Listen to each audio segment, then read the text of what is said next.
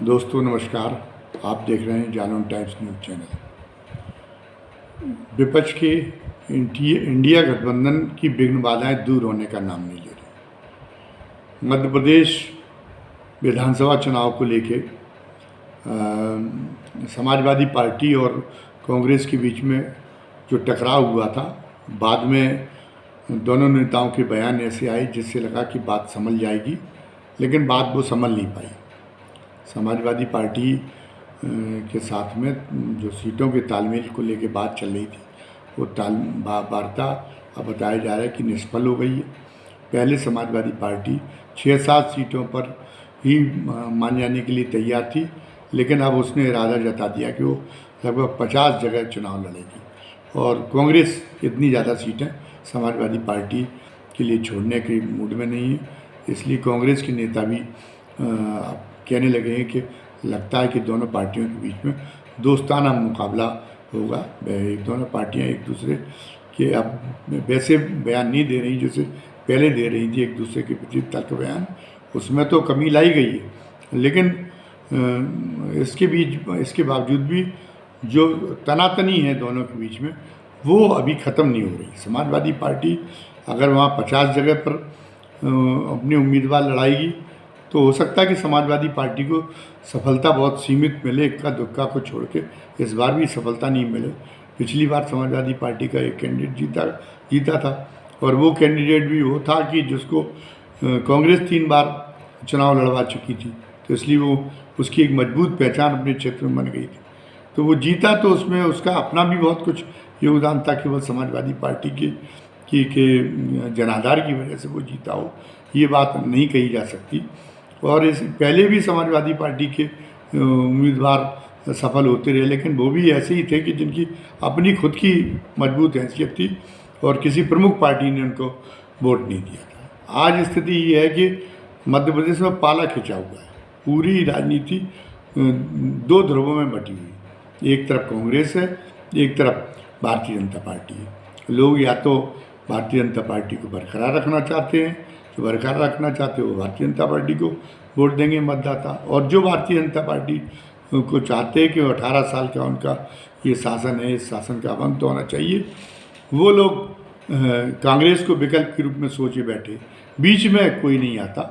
तो समाजवादी पार्टी भले ही 50 सीटों पर चुनाव लड़ाए और 40 पर चुनाव लड़ाए, लेकिन उसको बहुत ज़्यादा सफलता मिलने की कहीं पे भी कोई गुंजाइश नहीं। तो 2 ध्रुवीय चुनाव है, उसमें उसको लोग वोट डाल के बर्बाद नहीं करेंगे। लेकिन फिर भी ये तो हो ही सकता है कि जब इतनी बड़ी संख्या में समाजवादी पार्टी चुनाव लड़ेगी तो उनके अगर कैंडिडेट कहीं 4-5 हज़ार वोटों से ही 4-5 हज़ार वोट ही हासिल कर लेते ज़्यादातर क्षेत्रों में, तो भारतीय जनता पार्टी के वोटों को काटने वाली बात होगी। और पिछले चुनाव में, मध्य प्रदेश के पिछले चुनाव में बहुत सारे उम्मीदवार केवल 500 और 1000 के अंतर से ही जीत हार हो गई थी।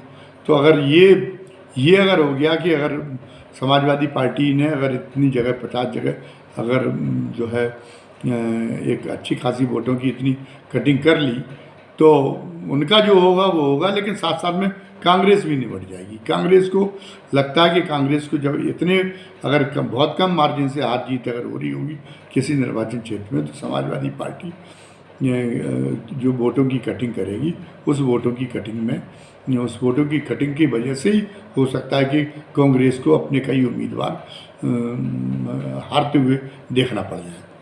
ये तो हो गई मध्य प्रदेश विधानसभा के चुनाव की बात, लेकिन साथ साथ में समाजवादी पार्टी ने एक और पैंतरा खेल दिया है, एक और पैंतरा चल दिया है। वो पैंतरा क्या है कि समाजवादी पार्टी के लखनऊ में कुछ होर्डिंग लग गए हैं जिनमें अखिलेश यादव को अगले प्रधानमंत्री के रूप में पेश करने की कोशिश की गई। हालांकि समाजवादी पार्टी का नेतृत्व ये कह रहा है, अखिलेश यादव कह रहे, राम गोपाल यादव कह रहे कि कार्यकर्ताओं की भावना है, उन्हें कौन रोक सकता है। वो ये जाहिर कर रहे कि जैसे उनकी इसमें कोई इशारा ना हो, उनकी सहमति ना हो, लेकिन ये हो ही नहीं सकता कि उनके इशारे और सहमति के बिना उनके कार्यकर्ता ये काम कर रहे हैं। उन्होंने निश्चित रूप से उनकी कहीं ना कहीं से उनकी जो है प्रचंड तौर पर यह सहमति रही है कि अखिलेश का नाम प्रधानमंत्री के तौर पर प्रस्तुत किया जाए। और ऐसे ऐसे माहौल में, जबकि अब एक इंडिया गठबंधन के पक्ष में एक बड़ा अच्छा जो है स्थितियां बन रही थी और लोग एक मजबूत विकल्प के रूप में उसको देखने लगे थे। अगर ये बात हो जाएगी कि यहाँ तो 9 कनौजिया 12 चूल्हे की स्थिति है, 9 कनौजिया 10 चूल्हे की स्थिति है, तो मतदाताओं का जायका खराब होना शुरू हो जाएगा इंडिया के प्रति। अभी तो ये माना जा रहा था कि प्रमुख रूप से या तो सीनियरिटी के आधार पर नीतीश कुमार की दावेदारी मानी जा रही थी, या जो है राष्ट्रीय कलेवर वाली पार्टी होने के नाते ये माना जा रहा था कि कांग्रेस जो है दावेदारी करेगी मल्लिकार्जुन खड़गे के नाम पर। अगर राहुल गांधी के नाम पर सहमति नहीं बनती तो मल्लिकार्जुन खड़गे के नाम पर सहमति बनने की जो है बात दिखने लगी थी, और अन्य पार्टियों के नेता जाहिर करने लगे थे कि वो चाहे वो कुछ भी कहें लेकिन एक सहमति हो जाएगी। और ये तय हो गया था कि फिलहाल तो जब तक चुनाव तो बिना किसी चेहरे को सामने लाए लड़ा जाए, पहले गठबंधन चुनाव लड़े, गठबंधन के नतीजे सामने आए, उसके बाद में फिर हम लोग आसानी से प्रधानमंत्री चुन लेंगे। लेकिन अब तो पहले से ही शुरुआत हो गई। समाजवादी पार्टी ने स्वीकार कर दी, इस स्थिति की शुरुआत कर दी। समाजवादी पार्टी के पास फिलहाल तो आखिर ले दे के जो भी उनका आधार है वो उत्तर प्रदेश में है। मध्य प्रदेश में अगर एक उनकी सीट है तो वो किसी गिनती में नहीं मानी जा सकती। वो अन्य मन के संतोष के लिए अन्य राज्यों में भी लड़ जाए, लेकिन उनकी व्याप्ति बहुत ज़्यादा नहीं है। और ऐसे इतनी सीमित व्याप्ति वाली पार्टी का कोई एक तरह से तर्कसंगत नहीं कहा जा सकता कि वो अपने आप को एक प्रधानमंत्री पद के लिए दावेदारी करने की कोशिश करें। शुरू में तो लोग इस वजह से वही नहीं देते थे क्षेत्रीय पार्टी को, जो कुछ राज्यों तक सिमटी हुई पार्टियां होती थी या एक या दो राज्यों तक, उन्हें वो अगर वो विधानसभा चुनाव में अगर वो मजबूत रहती थी तब भी राष्ट्रीय चुनाव में उनको वोट नहीं मिलते थे, उनको टिकट लोकसभा के चुनाव में उनको लोग वोट नहीं देते थे। 1996 में इसलिए मुलायम सिंह को कहना पड़ा था कि ऐसी स्थिति में, जबकि कांग्रेस तो नरसिंह राव ने उत्तर भारत में बहुत कमज़ोर कर दी, इसलिए कांग्रेस का बहुमत आने के आसार नहीं है, तो एक खिचड़ी सरकार बनेगी। खिचड़ी सरकार में अगर हमारे 40-50 सांसद भी अगर आप जिता देते तो प्रधानमंत्री पद के हम दावेदार हो सकेंगे, और हम जो है उत्तर प्रदेश का, मैं अगर प्रधानमंत्री बन गया तो उत्तर प्रदेश के लोगों का ज़्यादा भला होगा।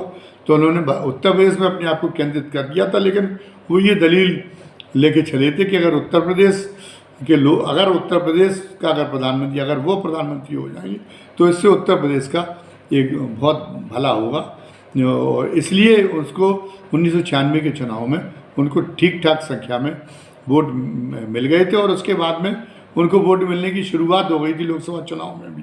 तो उसके पहले ये लग रहा था कि वो चूँकि केवल एक क्षेत्रीय दल है, उत्तर प्रदेश तक सिमटा हुआ उनका दल है, तो अन्य जो तो उनको जो है लोकसभा चुनाव में नहीं मिलेगा। तो लोकसभा चुनाव में स्ट्रिक्ट से वो कामयाब हो गए थे, लोकसभा चुनाव में भी उनको मिलने लगा था। और कई बीच में तमाम गठजोड़ों की सरकार बनी, जब संयुक्त मोर्चा वाम मोर्चे की सरकार बनी तो लग रहा था कि मुलायम सिंह की भी लॉटरी खुल जाएगी, लेकिन मुलायम सिंह की जितनी ही मुलायम सिंह का अपना क्या गठजोड़ जितना अच्छा था, जितना उन्होंने तालमेल अन्य नेताओं से उनका सहयोग प्राप्त करने के लिए अच्छा कर रखा था, उतने ही उनके तालमेल खराब भी थे, उनके विरोधी भी बहुत थे। तो वो प्रधानमंत्री की कुर्सी तक बहुत हाथ पैर मारते रहे, लेकिन वो पहुंच नहीं पाए। और अब मुलायम सिंह तो इस बात की बड़ी शिकायत करते थे कि अब जब हमने अखिलेश को नेतृत्व सौंप दिया पार्टी का, तो अखिलेश यादव तो ने तो पार्टी को और ज़्यादा सिमटा दिया। हम तो कुछ और राज्यों में लेकर भी गए थे, लेकिन अखिलेश यादव तो केवल उत्तर प्रदेश तक ही अपने आप को सीमित रखे हुए, और हम जो है अन्य राज्यों में उनको जाने के लिए, दौरे करने के लिए कहते भी हैं तो वो सुनते नहीं हैं। लेकिन अब लगता है कि अखिलेश यादव ने सबक लिया, लेकिन अचानक सबक लिया है ऐसे में, जबकि इंडिया गठबंधन की भी स्थिति अभी बड़ी मजबूत नहीं है। अभी तो माना जा रहा है कि राष्ट्रीय स्तर पर, राष्ट्रीय चुनाव में तो, लोकसभा चुनाव में तो अभी भी मोदी का ही पड़ना ज़्यादा भारी है। ऐसे में ये तो कि मतलब ये तो और ज़्यादा खेल बिगाड़ने वाली बात हो गई, जबकि वो अपनी प्रतिबद्धता अखिलेश यादव और समाजवादी पार्टी घोषित करती कि उनका पहला काम है भारतीय जनता पार्टी को सत्ता से हटाना ताकि सांप्रदायिकता के शिकंजे से देश मुक्त हो सके। तो इस काम के लिए वो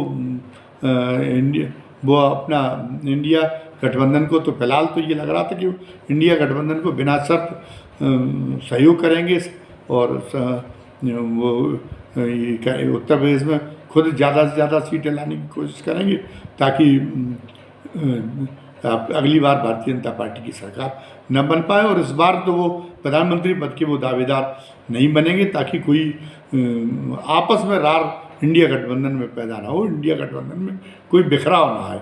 ये उनसे सद्बुद्धि की उनसे उम्मीद की जा रही थी। वो इस तरह की इसकी सदा सहायता का प्रदर्शन कर ही रहे थे। लेकिन अब क्या है, क्या उनको कांग्रेस के प्रति इतनी ज़्यादा चिढ़ हो गई है, या उनकी महत्वाकांक्षाएँ एकदम बहुत ज़्यादा हिलोरे ले लगी, बहुत ज़्यादा टाटे मारने लगी। लेकिन ये जो कदम उठाया गया है, जिसमें वो अपने कार्यकर्ताओं को, जिन कार्यकर्ताओं ने ये किया है कि उनकी होर्डिंग लगाई प्रधानमंत्री के रूप में उनका चेहरा पेश करने के लिए, उन कार्यकर्ताओं को उन्होंने टोकने की बजाय, उनको डांटने की बजाय उनको हौसला अफजाई करने का काम किया है उन्होंने। तो इसे एक दूरदर्शितापूर्ण कदम नहीं कहा जा सकता।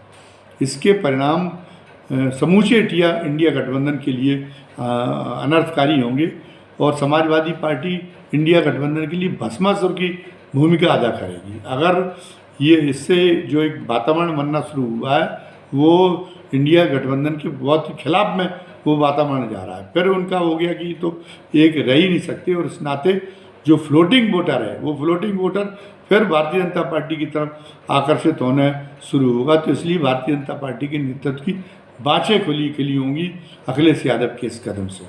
बहरहाल कौन लोग उनको सलाह दे रहे हैं, क्यों ये अखिलेश यादव कर रहे हैं, ये आत्मघाती जो है करतूत क्यों कर रहे हैं, ये तो वही जाने।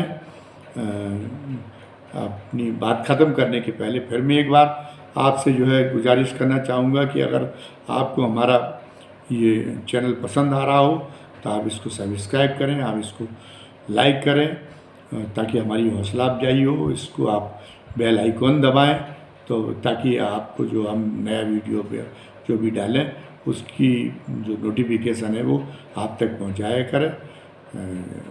इसी के साथ मैं अपनी बात ख़त्म करता हूं। धन्यवाद। जय हिंद, जय भारत।